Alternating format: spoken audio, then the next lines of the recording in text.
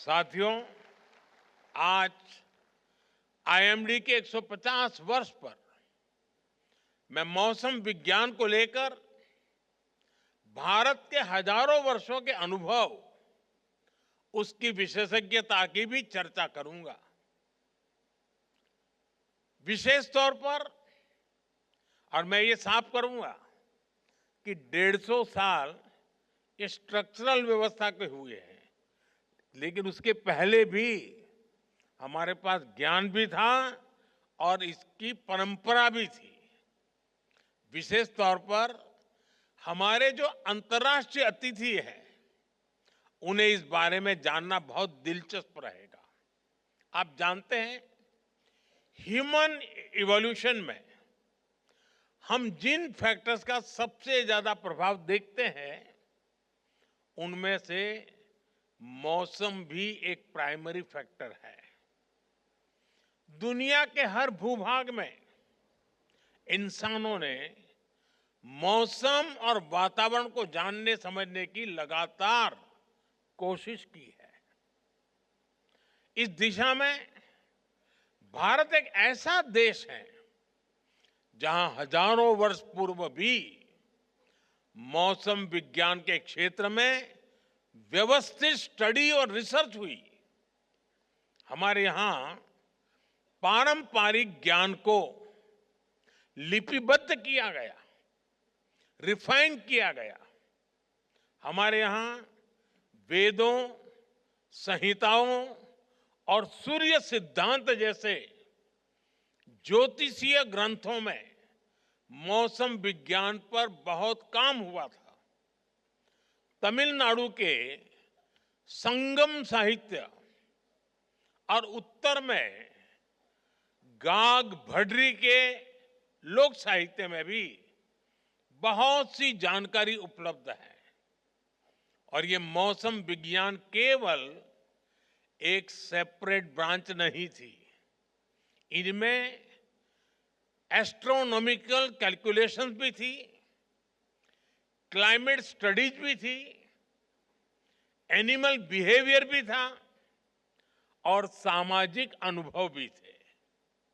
हमारे यहां planetary position पर जितना गणितीय काम, मैथमेटिकल वर्क हुआ, वो पूरी दुनिया जानती है। हमारे ऋषियों ने ग्रहों की स्थितियों को समझा। हमने राशियों, नक्षत्रों और मौसम से जुड़ी गणनाएं की। कृषि पराशर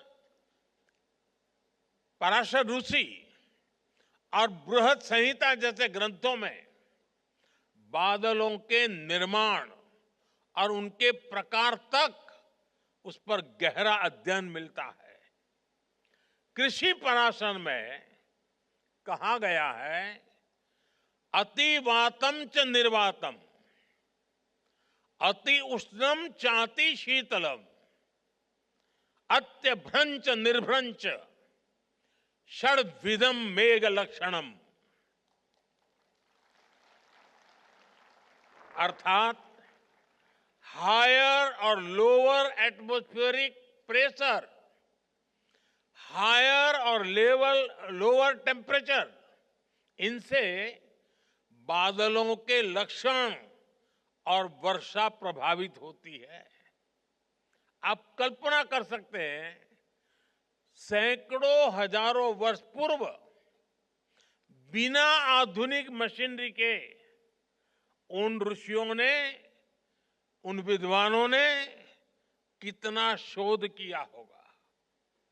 कुछ वर्ष पहले मैंने इसी विषय से जुड़ी एक किताब, pre modern Kutchi navigation techniques and voyages, ये किताब लॉन्च की थी।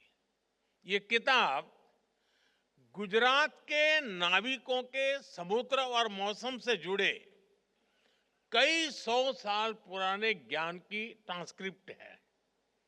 इस तरह के ज्ञान की एक बहुत समृद्ध विरासत हमारे आदिवासी समाज के पास भी है। इसके पीछे नेचर की समझ और एनिमल बिहेवियर का बहुत बारीक अध्ययन शामिल है।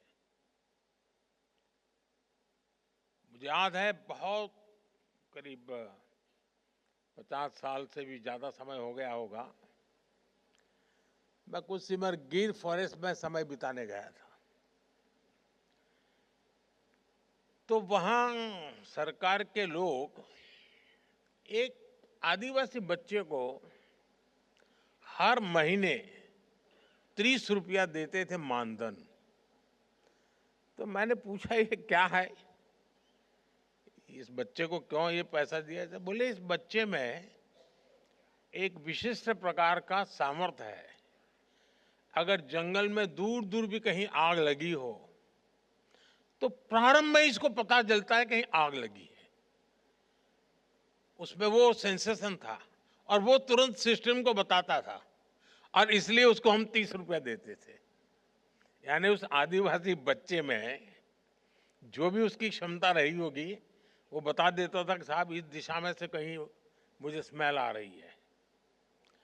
साथियों, आज समय है हम इस दिशा में और ज्यादा रिसर्च करें।